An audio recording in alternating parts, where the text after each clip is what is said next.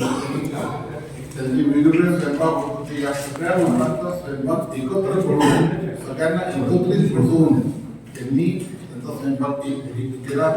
आणि आजही प्रथा गावातील रहिवासी रेवसा गावातील जे रहिवासी आहेत ते आपल्या शेताचे उत्पन्न होते, जी मंडळी शेतामध्ये शेती करतात, जी मंडळी बाहेरगावी गेलेली आहे, अशी मंडळी सुद्धा त्याच्यामध्ये त्या अन्नदानामध्ये सहभागी होत असतात. आणि त्यांच्या माध्यमातून आपण सर्व लोकांना कल्पना आहे की व्यवसायाची महापंगत ही धावत जाऊन वाढणाऱ्याची पद्धत आहे. म्हणजे असं चित्र तुम्हाला कुठेच पाहायला भेटणार नाही की मुलं जे आहेत ते बातम्या आणि प्रसाद घेऊन धावत जाऊन वाटतात आणि प्रत्येकाला प्रसाद हा मिळतो. साधारणतः 60 ते 70 हजार लोकांची पंगत एकाच वेळेला त्या ठिकाणी बसते. आणि हा जो स्वयंपाक आहे हा आदल्या दिवशी दुपारी 3 वाजता सुरू होतो आणि दुसऱ्या दिवशी दुपारी 3 वाजेपर्यंत चालू असतो. मात्र असं कोणीही भाविक भक्त मिळणार नाही की जो म्हणजे मला प्रसादच भेटतो, असं प्रत्येकाला अशी ती महती आहे.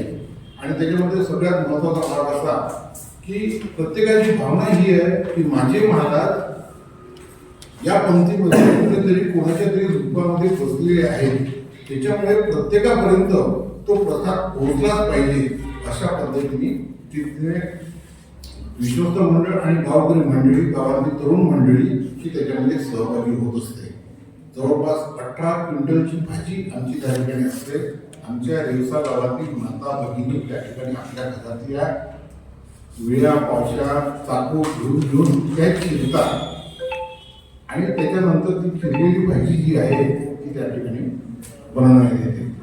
याशिवाय यावर्षी या गावातील तरुण मंडळींनी चला हवा येऊ द्या हा एक मोठा महत्वाकांक्षी प्रकल्प हाती घेतला असं म्हणायला हरकत नाही. कारण म्हणजे संस्थांची किंवा त्याची अशी एवढी तयारी नाही, पण तरीही त्यांनी त्या दृष्टीने प्रयत्न केले. आणि मला आपणा सर्व लोकांना सांगताना विशेष आनंद वाटतो की त्यांनी प्रयत्न केल्यानंतर त्याला यश पण आलं. कलाकार पण तयार झाले, देणगीदार पण तयार झाले आणि त्यांच्या माध्यमातून या ठिकाणी हा कार्यक्रम 8 तारखेला होणार आहे.